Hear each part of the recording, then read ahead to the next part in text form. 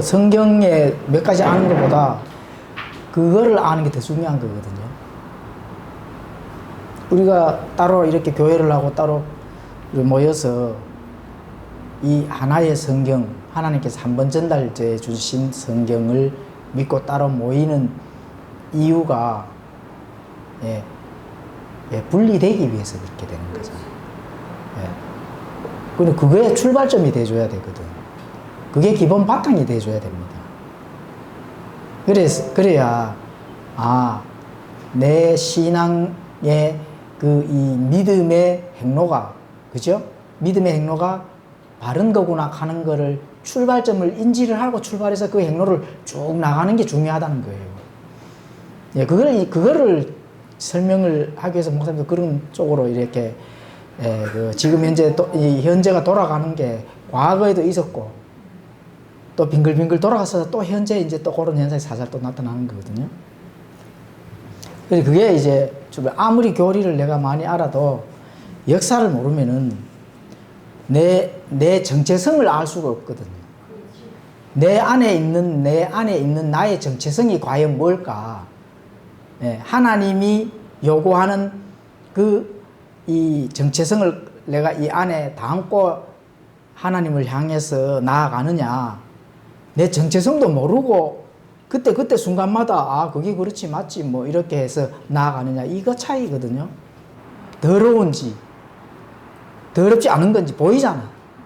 그게 역사거든. 그거를 알아야 내 정체성을 알 수가 있다면 정체성을 바르게 할 수가 있다는 거예요.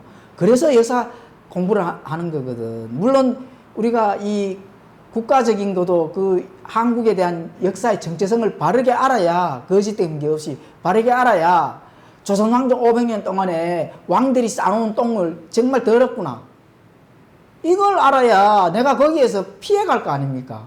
그게 굉장히 중요한 거거든요. 그러면은 기독교에도 기독교의 역사가 있는 겁니다. 그렇죠? 그러면은 지금까지 역사를 알아야 기독교에서 많은 이 세상과 결탁을 하고 마귀와 결탁을 해서, 그죠? 타협을 해서 쌓아놓은 똥을 알아야 그걸 피해갈 거잖아요. 그래서 역사가 중요한 겁니다. 앞으로 나갈 걸 피해 나가기 위해서. 역사가 중요한 거예요. 그래서 전도서 3장 15절에는 이렇게 말씀합니다. 역사가 얼마만큼 중요하면 전도서에 이미 나타나 있어요. 3장 15절 제가 읽어드릴게요. 잘 한번 들어보십시오. 지금까지 있었던 것이 지금도 있으며 지금까지 있었던 것도 계속 있는 거예요. 사라지지를 않습니다. 앞으로 있을 것도 아마 이미 있었다는 거예요. 앞으로 올 것도 이미 있었던 게 다가온다는 거예요. 그래서 하나님께서는 이미 지나간 것을 요구를 한다는 겁니다. 이미 지나간 것. 너희들이 새롭게 창조하고 개발하는 것을 너희들이 스스로 찾지 말고, 옳은 거, 바른 거, 하나님께서 주신 그 참된 복음을 너희에게 이미 줬으니 그것을 잘 알고 그 행로로 가라는 거죠. 옛 행로로 가라는 겁니다. 옛 행로. 그래서 역사는 반복적으로 도는데, 새로운 것이 뭔가 오는 것이 아니고 이미 과거에 있던 게 오는 거기 때문에 그것을 피해 나갈 것은 피해 나가야 된다는 겁니다. 그게 이제 역사라는 거죠. 그렇게 말씀합니다.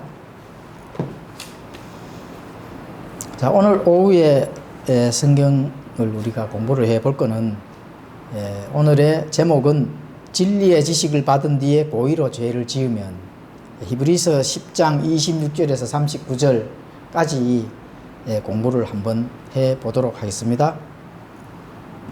자, 히브리서 10장 26절에서 28절까지 제가 일단 읽어 드리겠습니다. 우리가 진리에 관한 지식을 받은 뒤에 고의로 죄를 지으면 다시는 죄들로 인한 희생물이 남아있지 아니하고 대적들을 삼킬 심판과 불같은 경로에 대하여 두렵게 기다리는 어떤 일만 남아있느니라. 모세의 율법을 멸시한 자도 두세 증인으로 인해 긍휼을 얻지 못하고 죽었거든. 지금 이 말씀은 우리가 이 신자들 간에도 굉장히 논쟁이 많은 그런 사실은 말씀입니다. 히브리서 6장 나오는 그 말씀하고 지금 현재 10장 26절에서 나오는 이 말씀하고 어떤 것으로 논쟁을 많이 하냐 하면은, 자, 우리가 진리에 관한 지식을 받은 뒤에 고의로 죄를 지으면은 우리가 받은 구원을 어떻게 한다고요? 잃어버린다. 다시 원위치 상태로 돌아간다는 거예요. 그래서 이 교리를 가지고 와서 구원 한번 받은 구원은 영원하지 않다, 이렇게 이제 그런 걸로 계속 이렇게 공격을 하거든요. 근데 이거는 이제 그 말씀이 아니고, 우리가 겉으로 나타나는 것과 속에 있는 중심, 속에 있는 나의 본 모습과 겉으로 드러나서 이 많은, 방금 전에도 제가 언급을 했잖아요, 그죠? 많이 나타나는 그 죄들의 결과, 그거를 지금 얘기를 하는 거거든요. 죄들을 결과를 했을 때 그러면 하나님께서 어떻게 하느냐, 구원에 대한 얘기는 아닙니다. 왜냐하면은 우리가 진리에 관한 지식을 받은 뒤에 이렇게 했으면 우리가잖아, 그죠? 그럼 사도 바울이 우리가 가면은 구원받은 자들에게 지금 해당되는 거거든요. 구원받은 자들이 지금 구원을 잃어버렸다 하는 그 말씀이 아닙니다. 그래서 어떤 말씀인지 조금 더 디테일하게 공부를 해 보도록 하겠습니다. 자, 우리가 진리에 관한 지식, 우리가 항상 진리도 이렇게 배우고 지식이라는 그 어휘도 지금 우리가 듣고 있잖아요, 그죠? 진리와 지식에 대한 어휘가 과연 성경에서는 어떻게 이게 비교가 되는지 그거를 좀 전달해 드리겠습니다. 너희가 열심은 있으나 지식에 따른 것이 아니다 하는 그런 말씀도 있잖아, 그죠? 그럼 그게 따른 지식이 뭐냐? 그럼 진리는 뭐냐? 여러분, 이 진리는 뭐인 것 같아요? 진리. 성경의 진리는 그러면 뭐인 것 같아요? 성경에서 가르치는 진리. 성경에서의 진리는 예수님입니다. 내가 길이요 진리요 생명이니 나로 말미암지 않고는 아버지께로 올 자가 없느니라. 그 진리가 예수님입니다. 그렇죠? 그러면은 표준국어 대사전에는 지식이 있습니다. 지식이 이제 어떻게 가르치는지 읽어드리겠습니다. 어떤 대상에 대하여 배우거나 실천을 통하여 알게 된 명확한 인식이나 이해, 이렇게 이제 되어 있습니다. 그러니까 뭔가를 학문적으로 이렇게 배우는 게 지식입니다. 학문적으로 배우는 게.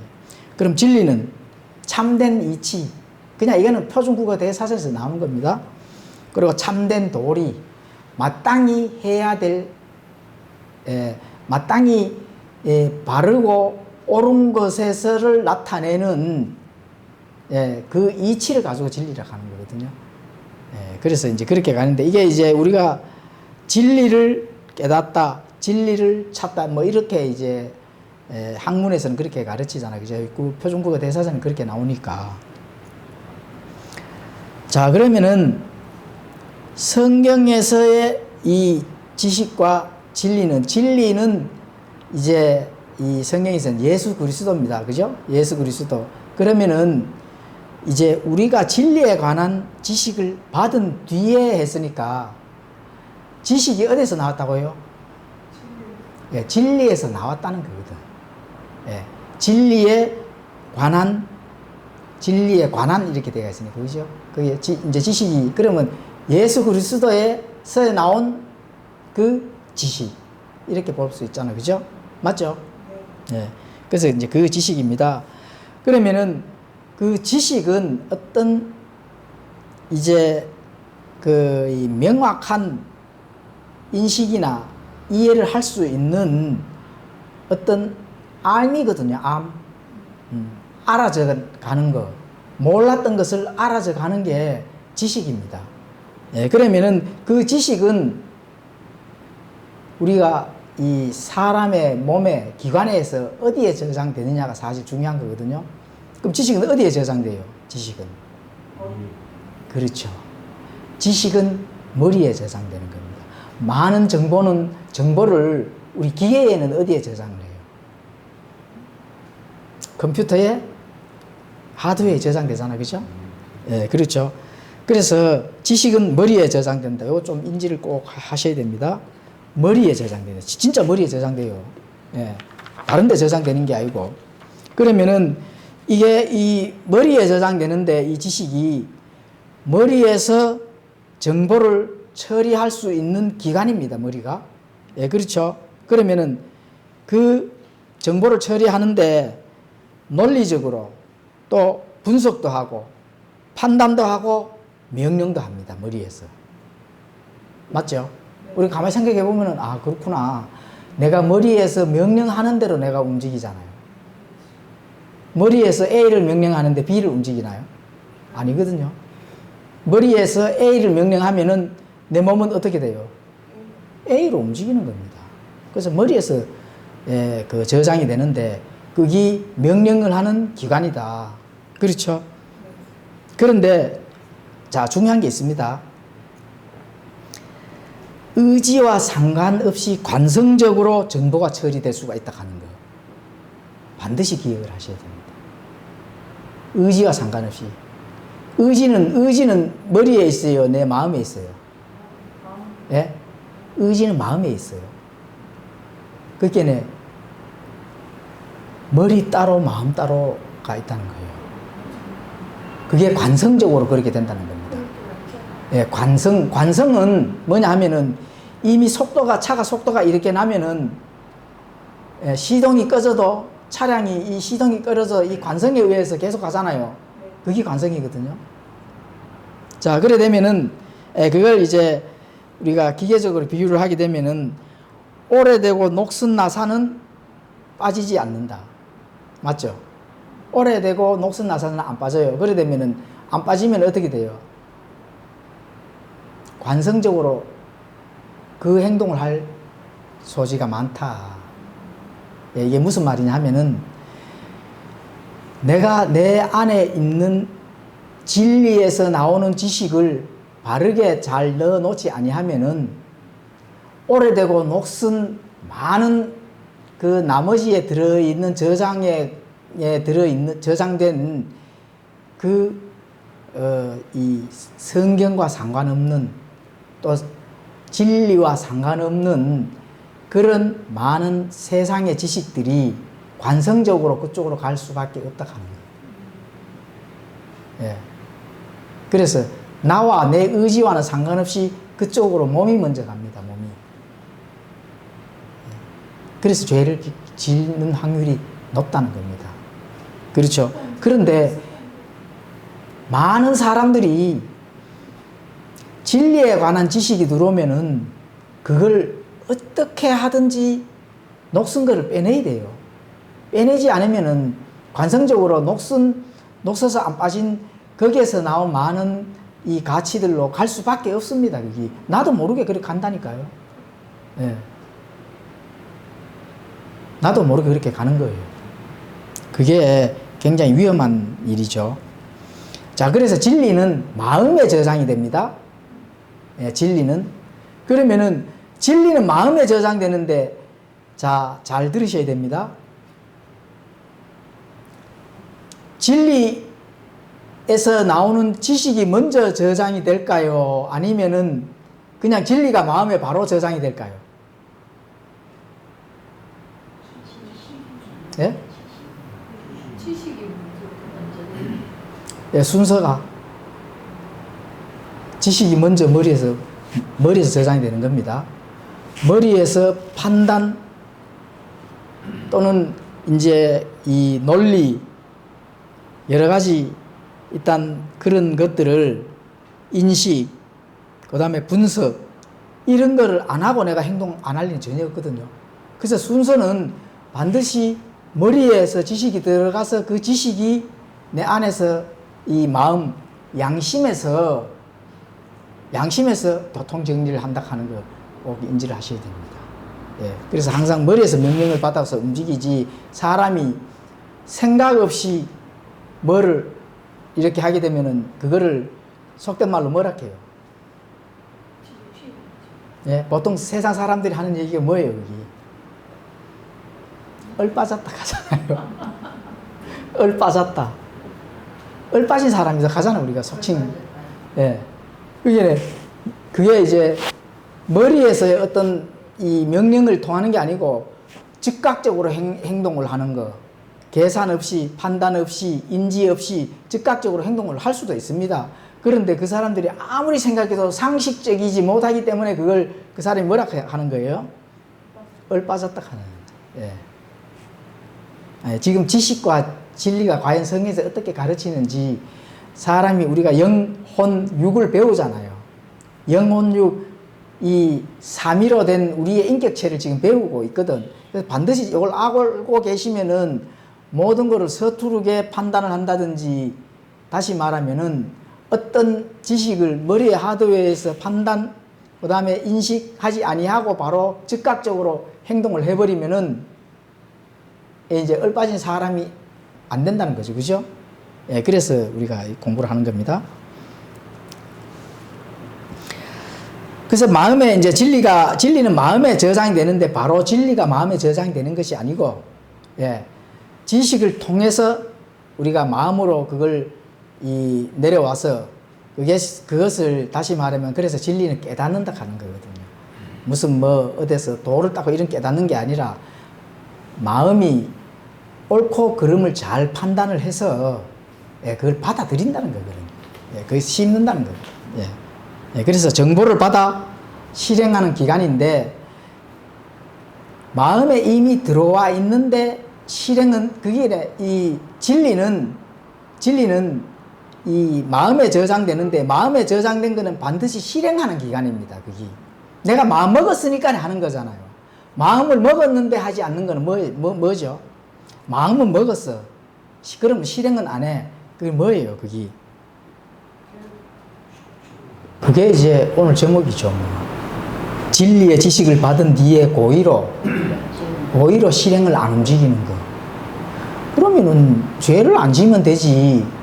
내가 알고 있다고 해서 뭐 꼭 알고 있는 거에서 실행을 안 움직이면은 죄를 안 짓는 거 아니냐. 그렇잖아요. 그죠? 맞죠?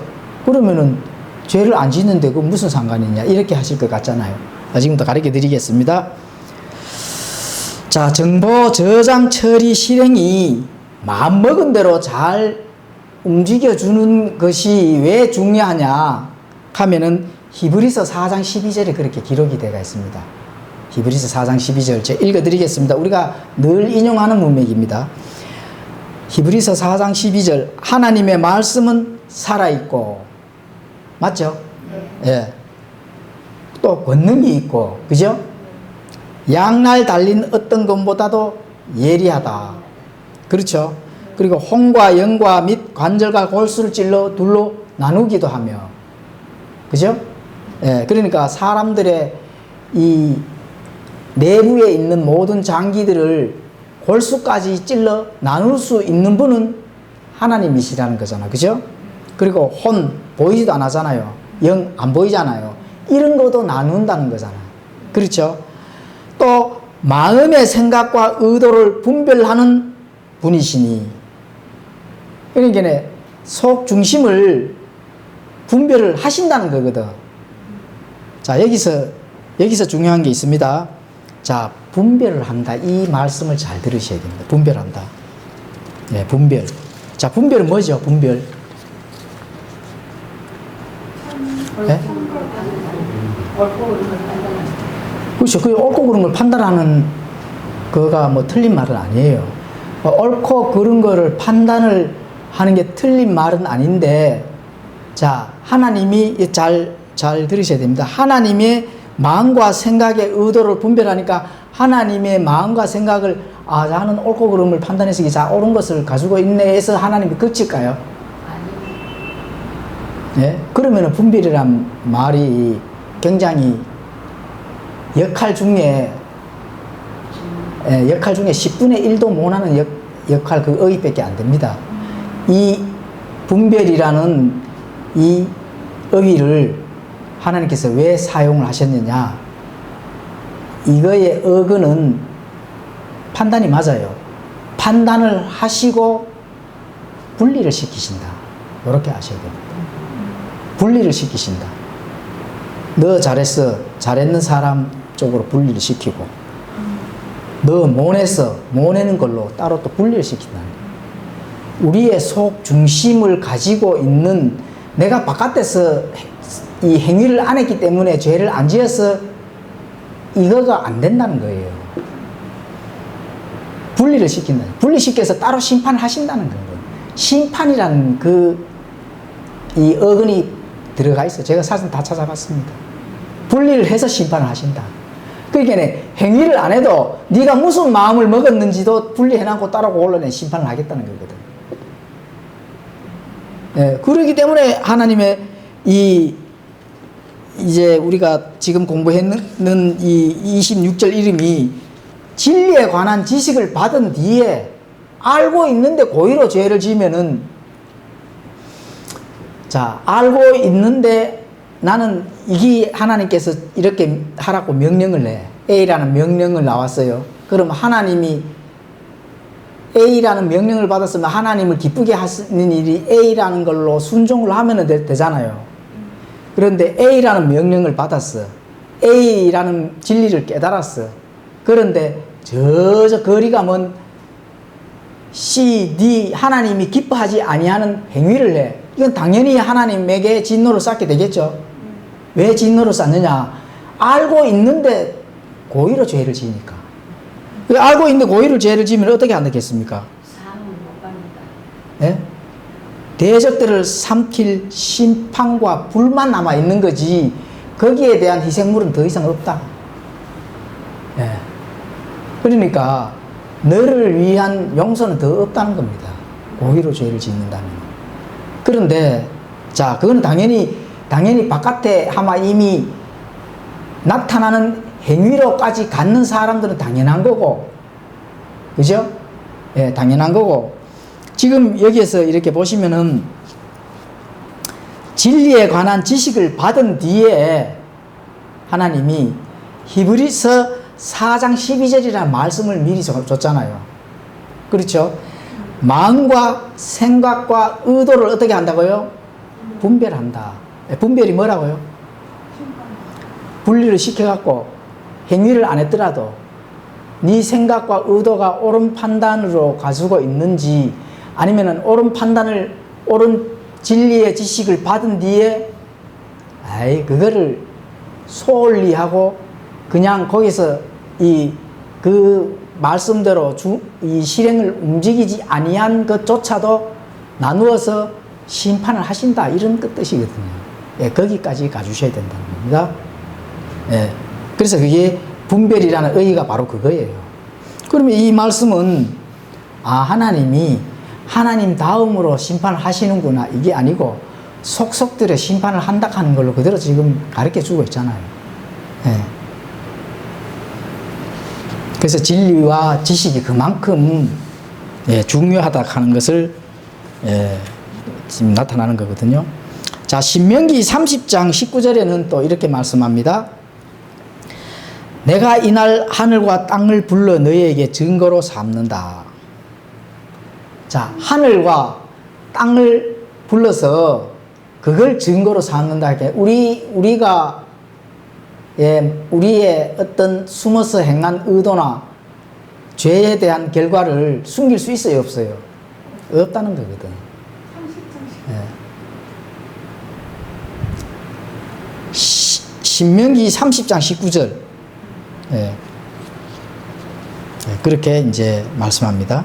그래서 지식을 배우면은 진리로 깨달아야 됩니다. 진리로. 반드시 거기까지 가지고 또 그거에서 꼭 실천에 나아가야 하나님께서 기뻐하신다. 그래서 신자들에게 주어진 문제는 진리에 관한 지식을 받았다는 거거든요. 그 불변하는 진리를 1차 지식으로 받고 진리를 깨닫습니다. 거기까지 가주셔야 되는데, 이제 이 지식과 진리를 우리가 받았어요. 받으면은 내 양심에서 잘 거기에서 순종하는 그런 마음을 가지고 또 거기에서 이 선한 행위까지 바깥으로 나가줘야만이 하나님께서 거기서 승인을 해주신다 하는 그런 부분들을 우리가 지금 말씀합니다. 그래서 선한 그 행위가 우리가 선한 발자취로 나아간다면은 그게 하나님께서 주시는 지혜로 잘 나아가고 있다, 이렇게 그거를 증거 삼을 수가 있는 거거든요. 사람들에게 사람들을 증거로 삼는 거는 바깥에 드러난 것만 증거를 삼잖아요. 속에 뭐가 들어있는지 사람들은 모르잖아요. 그래서 모든 관계는 그만큼 바깥으로 드러난 개인적인 발자취든지 역사적인 발자취든지 그 발자취가 중요하다는 거거든요. 그렇습니다.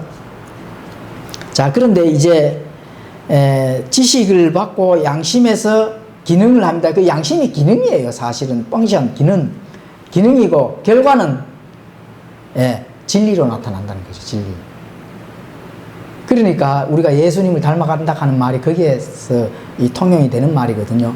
아, 저 사람 참된 그 복음으로 바른 진리로 걸어가고 있다, 바른 지식으로 걸어가고 있다 하는 말은 없잖아요.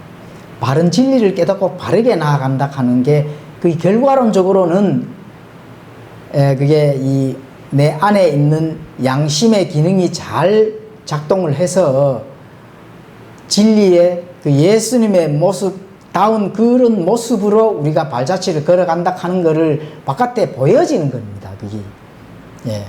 그게 이제 성경이 요구하는 답입니다. 성경이 요구하는 답.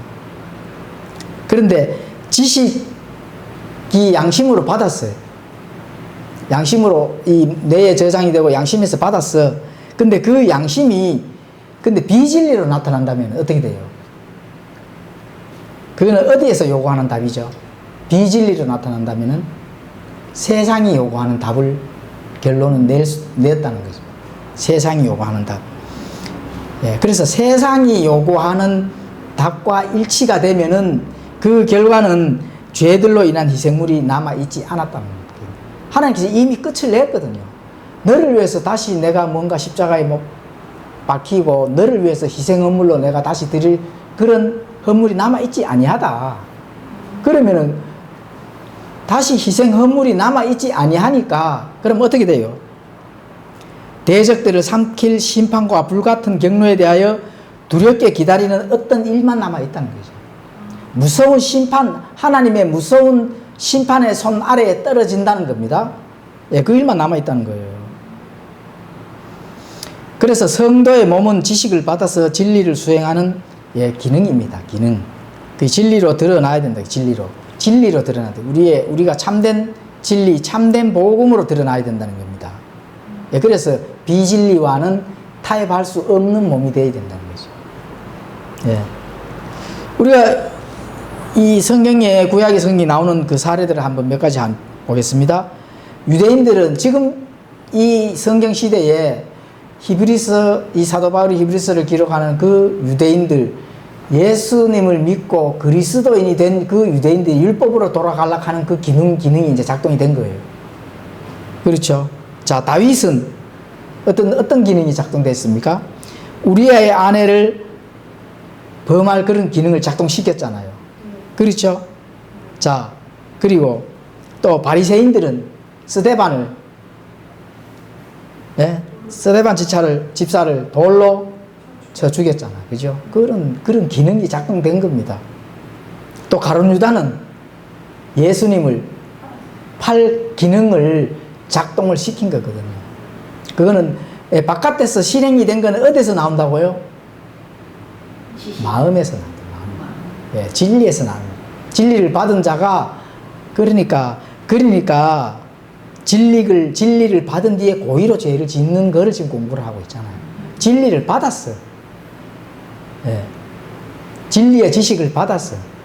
그런데 알고 있어요. 그런데 알고 있는 거에서 나타나는 것이 아니라 비진리로 나타나는 행위를 하고 있다는 겁니다.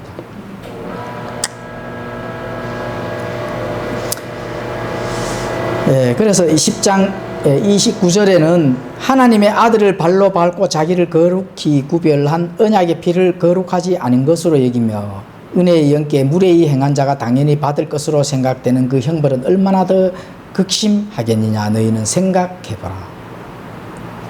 예, 그렇죠. 성도가 자신의 양심의 기능을 어떻게 작동시키느냐는 모두 전적으로 자기 자신에게 달려 있습니다. 예, 꼭 명심해야 됩니다. 그런데 분명히 진리의 지식을 받은 것은 예수 그리스도에 대한 지식을 받았다면은 나쁜 거를 받은 게 분명히 아니잖아요. 그렇죠? 그런데 나쁜 것을 받은 게 아닌데 고의로 죄를 짓는다는 겁니다. 그렇다면 그 양심이 어떻게 돼요? 그 기능이 작동을 안 하는 거죠. 예. 그래서 고장난 양심은 정상적인 작품이 나올 수가 없습니다. 예, 정상적인 작품이 절대로 아니에요. 그래서 우리가 이런 말이 있습니다. 양심을 거치지 아니하고 진리가 나오지 아니하고, 그죠? 지식이 들어갔어. 그런데 진리가 나와야 되는데 지식이 들어갔는데 지식이 그대로 나오면 어떻게 돼요? 돼요, 안 돼요? 안 됩니다. 지식이 들어갔으면 진리가 나와야 돼요. 그럼 지식이 들어가는데 지식이 나오는 거는 그거는 뭐 하는 사람들이에요? 예. 양심을 거치지 아니하고 양심에서 그 기능을 정화를 시키지 아니하고 또 융합을 시키지 아니하고 그대로 나온다면은 그게 이제 성경에서 얘기하는 선생 노릇하는 사람들, 선생 노릇하는 사람들이 그런 사람들은 자신은 실행하지 않으면서 진리인 것처럼 설교하는 자들. 자신은 실행 안 해. 근데 자신이 꼭 진리인 것처럼 설교를 합니다. 그게 이제 선생 노릇하는 거거든. 그래서 잠언에서 또 이렇게 말씀합니다. 잠언 23장 23절, 그런 사람들을 가지고 진리를 어떻게 한다고요? 진리를 파는 사람들이다. 지식을 파는 사람들이다. 이렇게 볼 수가 있는 겁니다. 바로. 그래서 진리를 사되 팔지는 말며 지혜와 훈계와 명철도 그리하라. 잠언에 보면 이렇게 얘기하잖아요. 어떤 지식을 내가 배움을 통해서 뭔가를 지식을 배우고 진리를 깨닫고 한다 하면은 그게 살 수가 있습니다. 그런데 샀으니까 그걸 자기의 이득을 위해서 다시 파는 사람들이 대부분입니다. 지식을 팔고 진리를 팔고 꼭 진리냐 해서 팔면은 자신의 이익을 위해서, 유익을 위해서, 이해타산을 위해서 뭔가를 한다 하면은 그거는 진리를 팔고 지식을 파는 거거든. 그런 자들은 고의로 죄를 짓는 자들이다. 이렇게 보시면 됩니다.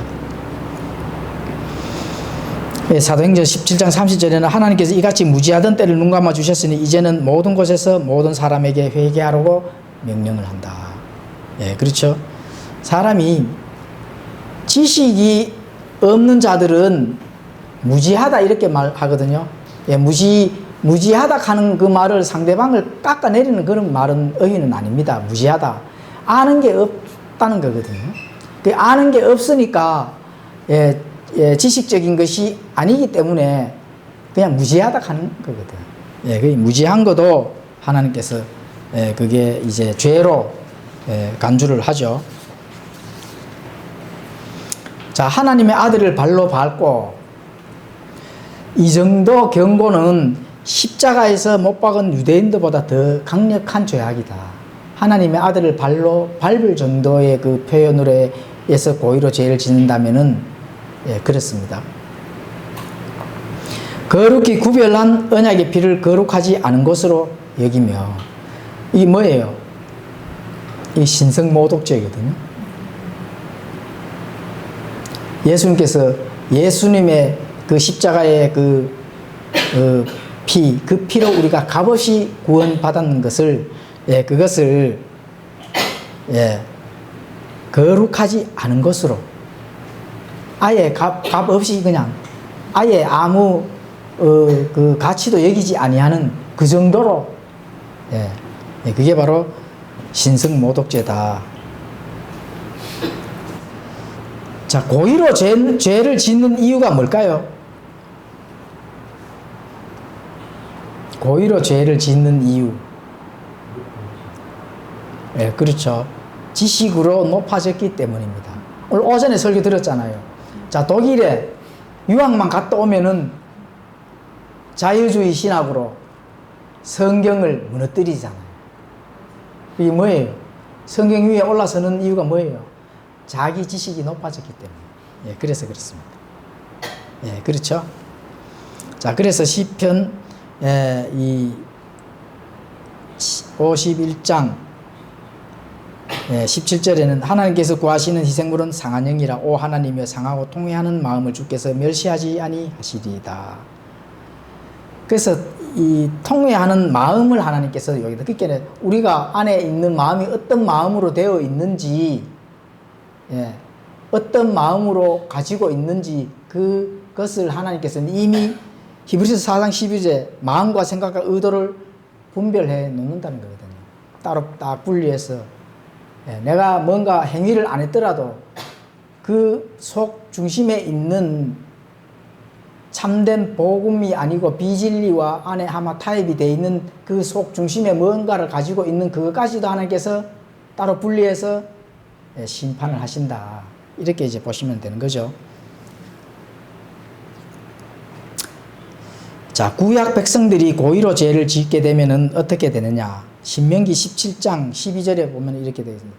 자, 신약에서는 고의로 죄를 짓게 되면은 어떻게 되는지 그 밑에 나오죠. 자, 그러면 구약에서는 먼저 고의로 죄를 짓는다면은 어떻게 처리를 했는지 한번 읽어드리겠습니다. 신명기 17장 12절에 보면은 사람이 자기 뜻대로 행하려 하고 거기서 주 내 하나님 앞에 서서 섬기는 제사장이나 재판관의 말에 귀를 기울여 하지 아니하거든 너는 그 사람을 죽여 이스라엘에서 악을 제거할지니라.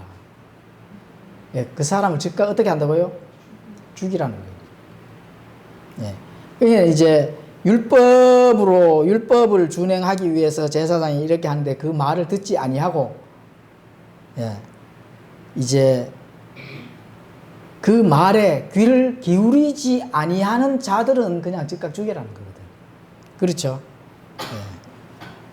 그리고 이제 민수기 15장 30절에도 이렇게 말씀합니다. 그러나 그 땅에서 태어난 자든지 타국인이든지 어떤 혼이 조금이라도 자기 뜻대로 행하면 바로 그 사람은 죽게 수치를 끼치나니 그런즉 그 혼은 자기 백성 가운데서 끊어질지니라.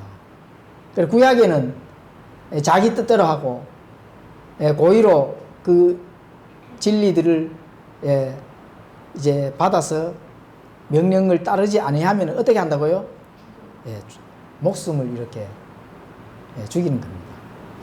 수치를 하나님께 수치가 되니까. 그렇죠. 자, 그러면 신약 성도가 고의로 계속 죄를 짓게 되면 어떻게 될까요? 이것도 중요하잖아요. 그죠? 이거는 방금 전에 구약 성도들이 고의로 죄를 지면은 즉각 죽임을 당하고, 자, 신약에서 고의로 죄를 짓게 되면 어떻게 돼요? 그렇죠. 떨어져 나갑니다.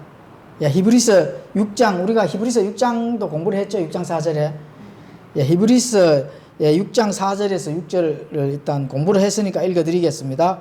한번 빛을 받고 하늘의 선물을 맛보고 성령님께 참여한 자가 되고 하나님의 선한 말씀과 오는 세상의 권능을 맛본 자들이 만일 떨어져 나가면 다시 그들을 새롭게 하여 회개에 이르게 함이 불가능하니 그들은 자기들을 위해 하나님의 아들을 새로이 십자가에 못 박아 드러내놓고 그분을 모욕하니라. 그 신성모독을 한다는 거거든요. 신성모독하는 자는 떨어져 나가는 자들. 사실 떨어져 나가는 자들이 구약에서와 마찬가지로 어떻게 한다고요? 최종 그 대가는 죽임입니다. 신약에서도 그것이 구약에서와 같이 똑같습니다. 떨어져 나간다 하는 게 죽임을 당한다 하는 거거든요. 그렇죠. 히브리서 6장 4절, 요한복음 15장 6절에도 그렇게 되가 나옵니다. 사람이 내 안에 거하지 아니하면은 그는 가지처럼 버려져서 시드나니 사람들이 그것을 모아 불 속에 던져 태우느니라. 디모데전서 1장 19절에서 20절, 신약에서 고의로 죄를 지으면은, 자, 믿음의 선한 양심을 붙들어야 되거든요. 믿음의 선한 양심. 내 양심에는 이미 선한 게 들어와 있으면 그 양심을, 그 믿음과 선한 양심, 그것을 반드시 붙잡아야 되는데, 이제 어떤 자들이 그것을 버리고 믿음에 관하여 파선하였다. 그렇죠? 예, 배신을 했다는 게, 배교를 했다는 거죠. 믿음에 대한 예수 그리스도에게 배교를 했다는 겁니다. 예, 그 중에 후메네오와 알렉산더가 있는데, 내가 그들을 사탄에게 넘겨준 것은 그들이 배워서 신선모독하지 못하게 하려 합니다. 그렇죠? 고의로 죄를 짓게 되면은, 알고 죄를 지면은, 본인이 알고 그걸 고의로 죄를 짓는다 하는 것은 더 이상 뭐 설득할 수가 없습니다. 모르고 죄를 지면 어떻게 돼요? 그걸 뭐라 하죠? 모르고 죄를. 정말로 무지해서 모르고 죄를 짓는다면은, 그걸 허물이라 하거든요. 죄랑 하고 허물이라 하거든요. 물론 그걸 궁극적으로 보면 죄는 맞아요. 그런데 내가 몰라서 죄를 짓게 되면은 그걸 허물이라 하는데, 근데 그 알고 죄를 짓는 거는 더 이상 어떻게 돼요? 어떤 말을 갖다 줘도 알고 있는데 어떻게 그걸 설득을 합니까? 예. 그래서 예수님께서 가잖아요. 너희가 알고 있다 하니까 그저 죄가 그냥 남아 있느니라. 바리새인들 보고 했잖아요. 알고 있다. 알고 있으면은, 알고 있는 대로 어떻게 돼요? 진리를 알고 있으면은, 알고 있는 대로 그대로 실행을 해야 됩니다. 그대로. 알고 있는 대로 실행을 해야 되지. 알고 있어. 그런데 알고 있는 대로 실행을 안 하고 고의로 죄를 지. 그거는 하나님도 어떻게 할 수가 없어요. 예. 모르면은 알도록 하면 되잖아. 그런데 알고 있어. 알고 있는데 알고 있는 것에 역행을 하네. 그럼 어떻게 해요? 방법 없겠죠? 모르면은 알도록 하면 되고. 그죠? 예. 지금 그 얘기를 하는 거거든. 자, 그래서 이제 사탄에게 넘겨주는데, 고의로 신약 성도가 고의로 죄를 지으면은 떨어져 나갑니다. 그리고 또 사탄에게 넘겨줍니다. 사탄에게 넘겨주는 거는 하나님과 뭔가를 분리를 시키는 거거든요. 예, 분리를 시킨다, 이렇게 보시면 됩니다. 사탄에게 넘겨주는 이유가 뭘까요? 그러면 사탄에게 넘겨주는 이유, 죄들에 대한 그 고의로 죄를 짓는 자에게는 더 이상 어떻게 해요? 죄들에 대한 희생물이 남아있지 아니하다. 회개할 기회를 빼앗길 수가 있다는 겁니다. 내가 회개할 기회를 빼앗긴다 하는 것을 잘 판단해보면 뭐예요? 아니에요. 내가 고의로 죄를 짓는다 하더라도 정말로 그 양심이 작동을 빨리 잘해가지고 회개를 하면은, 회개를 하면 용서받잖아요. 그런데 얼마나 이 하나님께서 강력하게 이렇게 고의로 고의로 죄를 짓는 자를 더 이상 희생물이 남아있지 않다고 경고를 하잖아요. 그 희생물이 남아있지 않다고 경고를 하는 거는 어떻게 보면 어떻게 돼요? 기회가 없다는 것이. 너희 회개할 기회까지 뺏어버린다는 겁니다. 그 회개할 기회를 뺏어버린다는 거는 결론은 뭐예요? 아니, 죽는 거지. 지금 그 얘기를 하는 거거든. 예. 그래서 다시는 죄들에 대한 희생물이 남아있지 않고 대적들의 산길 심판과 불같은 경로에 대해 두렵게 기다리는 어떤 일만 남아있다 하잖아요. 그대로 얘기하잖아요. 그죠? 예. 이해되죠? 예, 고의로 죄를 짓는 죄, 그죠? 자, 히브리서 10장 30, 31절 읽어드리겠습니다. 원수 갚는 일은 내게 속하니 내가 갚으리라 주가 말하노라 하시고 또다시 주가 자신의 백성을 심판하리라 하고 말씀하신 분을 우리가 아노니 살아계신 하나님의 손안으로 떨어지는 것은 정말로 두려운 일이다. 그쵸? 살아계신 하나님의 손안으로 떨어지는 것은 두려운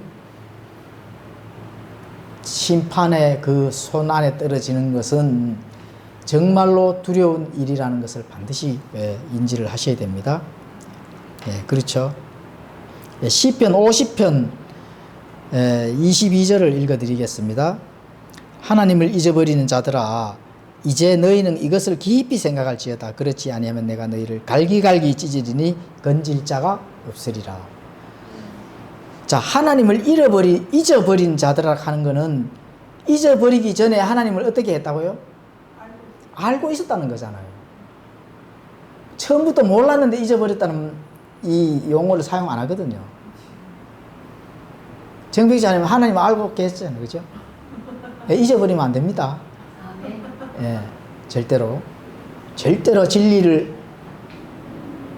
진리를 우리가 정말로 그래서 우리 이 성경 신자들이 하나님의 성경을 공부하면 할수록 하나님이 무서워지는 거예요.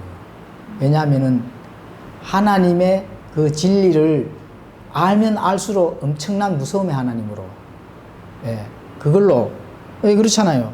하나님을 잊어버린 자들이, 처음에는 알았는데 잊어버린 자들도 어떻게 갈기갈기 찢어버리겠다. 그렇죠.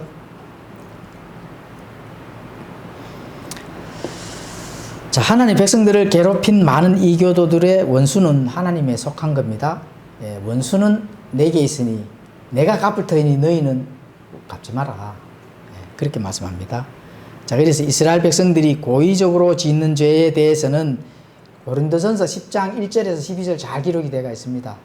고린도전서 10장 1절에서 12절에 프린트물에도 그렇게 적어놨으니까 나중에 한번 읽어보십시오. 그래서 이제 이 유대인들 또 예수님을 믿는 그리스도인이 된 유대인들이 한때는 말씀의 본보기가 되기 위해 노력했던 자들입니다. 우리가 과거에 어떤 이 개신교에서 신앙생활을 이렇게 하고 또 이제 킹제임스 성경을 믿은 이런 교회로 성경 신자가 되기 위해서 이런 교회로 왔다가 열성적으로 공부를 하고 하다가도 또다시 거꾸로 돌아가는 자들이 굉장히 많습니다. 그렇죠. 그래서 한때는 말씀의 본보기에 대해 노력했던 자들인데 거꾸로 돌아간 자들이 굉장히 많습니다.